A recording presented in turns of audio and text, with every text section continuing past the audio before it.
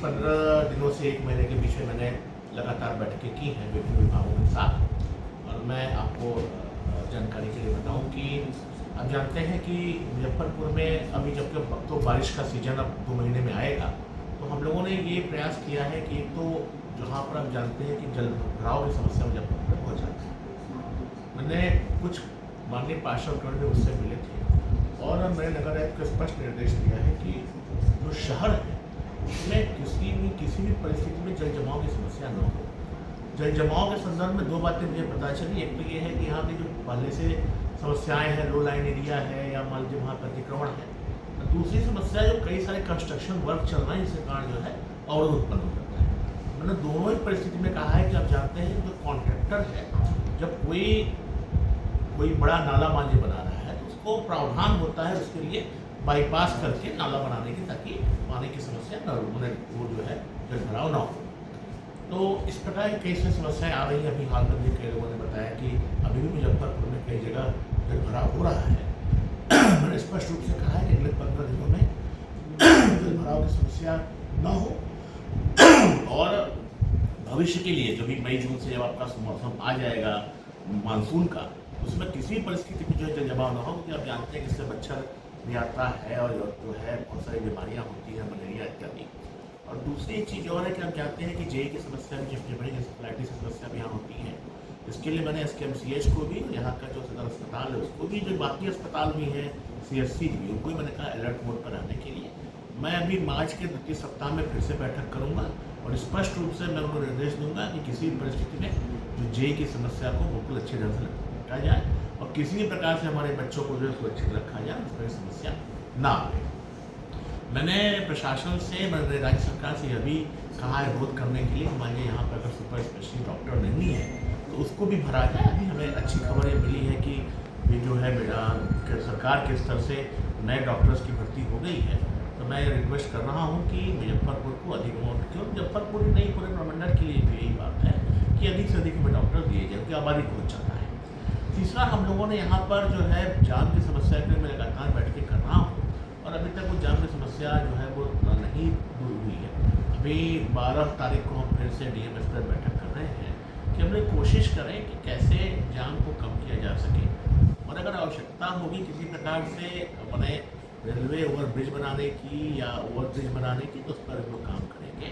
लेकिन मुजफ्फरपुर को हम स्मार्ट सिटी जब हम बात कर रहे हैं तो स्मार्ट सिटी का हम जो है पूरा प्रयास होगा कि वो स्मार्ट सिटी के रूप में आवे। मैंने एक चीज़ और कहा है यहाँ के माननीय महापौर को, नगर आयुक्त को, कि यहाँ पर जो है अच्छे पार्क का अभाव है और बहुत अच्छे पार्क यहाँ पे नहीं हैं आबादी के हिसाब से। और तो बहुत अच्छी बात है कि सुबह सभी को जो है सैर करनी चाहिए, स्वास्थ्य के लिए अच्छा होता है।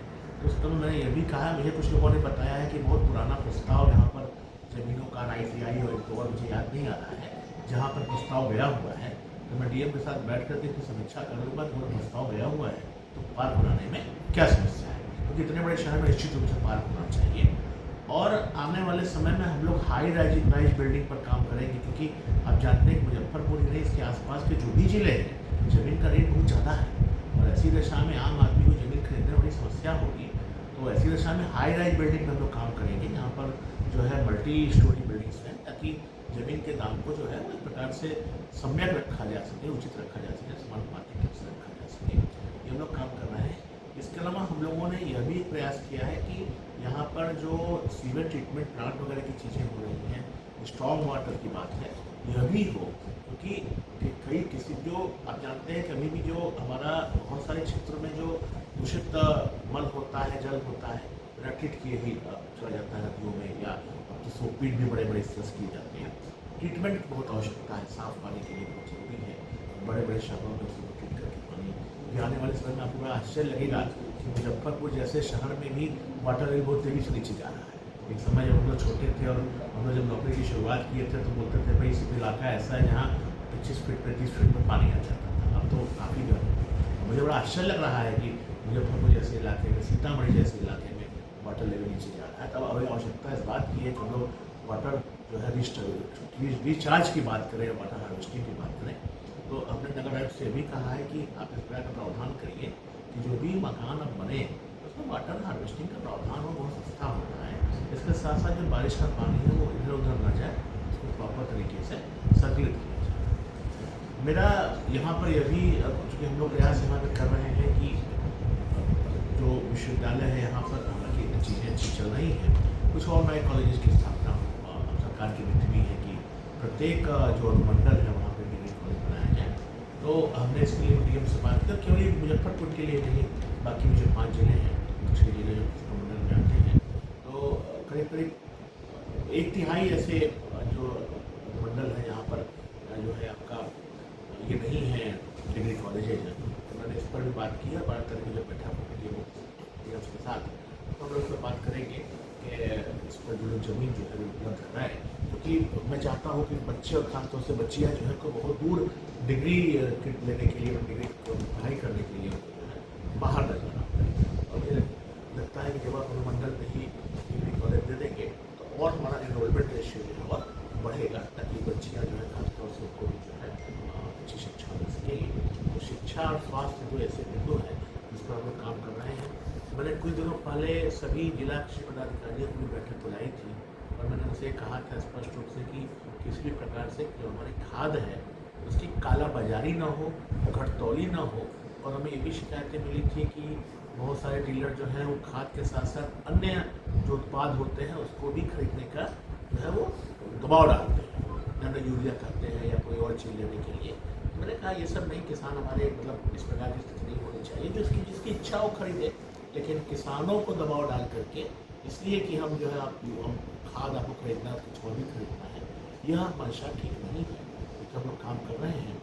मैंने एक चीज़ और कहा है कि जो हमारे सीमा हुए, आप जानते हैं कि मुजफ्फरपुर जो तिरहुत प्रमंडल है उसमें बहुत सारे ब्लॉक ऐसे हैं जो नेपाल की सीमा बनाते हैं।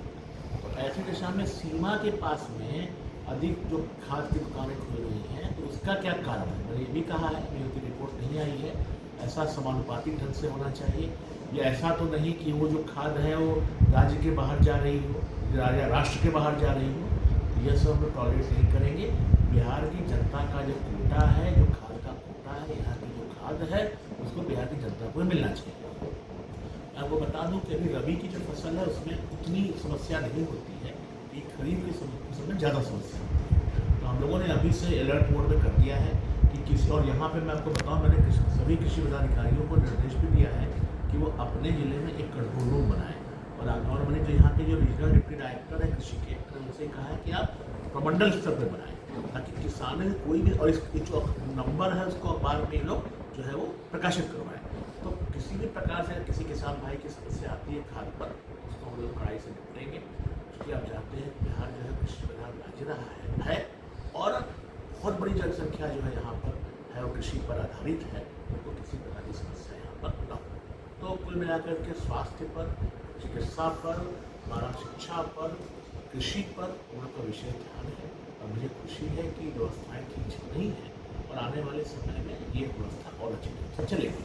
मैं आपको ये भी जानकारी दे दूँ कि प्रत्येक सोमवार को सरकार का ही यह सरकार का जो सबका सम्मान जीवन आसान जो सात निश्चय है, उसमें सरकार का ही यह निर्णय हुआ है कि प्रत्येक सोमवार को, शुक्रवार को सभी पदाधिकारी कार्यालय में रह करके जो भी हमारी आम जनता है उसे मिलेगी और इस पर तुरंत निर्णय लेंगे। मैं आपको बता दूं कि हमारे कमिश्नरी लेवल पर जो समस्याएं आ रही हैं, लेकिन जो नीचे के स्तर के लोग हैं, खासतौर से अंचल के जो लोग हैं, प्रखंड के जो लोग हैं, वह लोग अभी सही ढंग से इस व्यवस्था पर उतने अच्छे ढंग और प्रभावशाली ढंग से करने की आवश्यकता है, ताकि समस्याएं जो है उच्च लेवल पर काम आए। आप जानते हैं कमिश्नर लेवल पर जो समस्या आती है, इसका मतलब व्यक्ति बाकी जगह से परेशान हो चुका है, वो कम से कम नीचे जाएगा, हमारी समस्या उसकी ज़मीन की है तो वो अंचल में जाएगा, फिर वो एडीएम साहब के यहाँ जाएगा, फिर डीएम साहब के यहाँ जाएगा। तो मैं यह भी देखना चाहता हूँ कि अंत में समस्या कमिश्नर के यहाँ अगर आ रही है तो बाकी लेवल पर उसका क्या निदान होगा है, तो इस पर भी हम लोग बात कर रहे हैं। तो केवल हमारा उद्देश्य समस्या का समाधान करना नहीं है, हमारा उद्देश्य है कि जनता को भटकना न पड़े।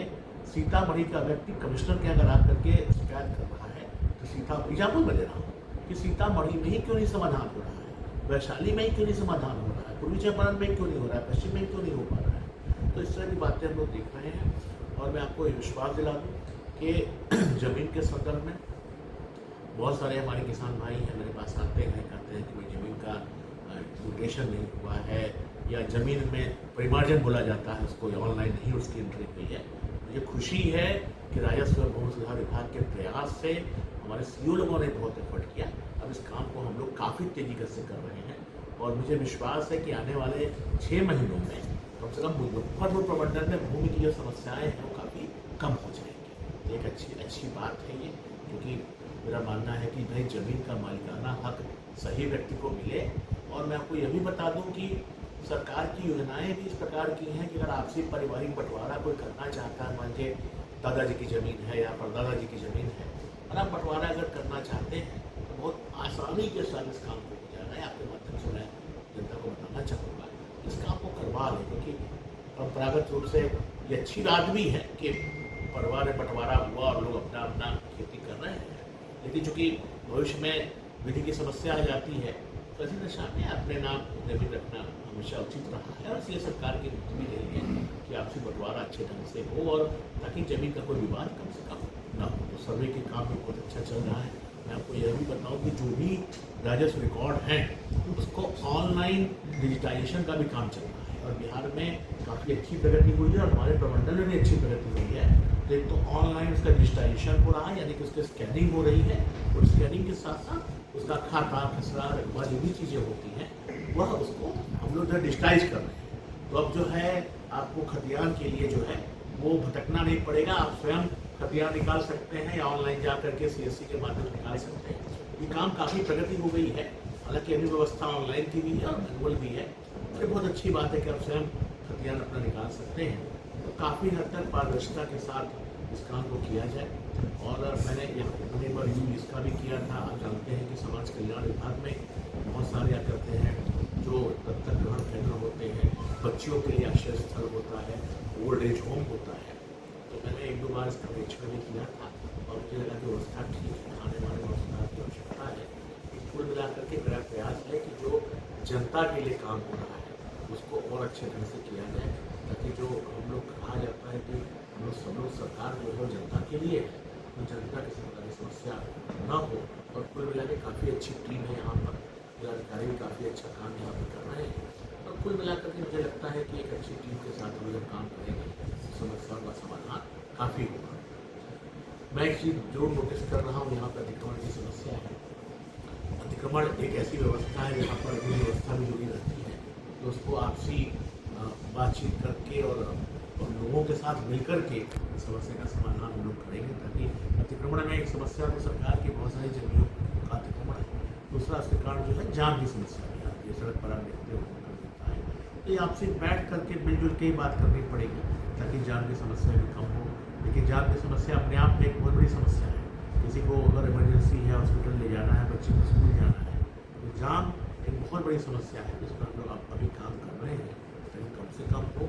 मैंने SP साहब से भी कहा था कि भाई आप देख लीजिए जहाँ पर हो 1 वे सिस्टम भी लागू कर सकते हैं, ताकि थोड़ा लंबा भले ही चलना पड़े, बस समय का ये रहे, ताकि समय का जो है पंचुअलिटी बनी रहे। तो उस पर भी SP साहब काफ़ी अच्छा देख रहे हैं।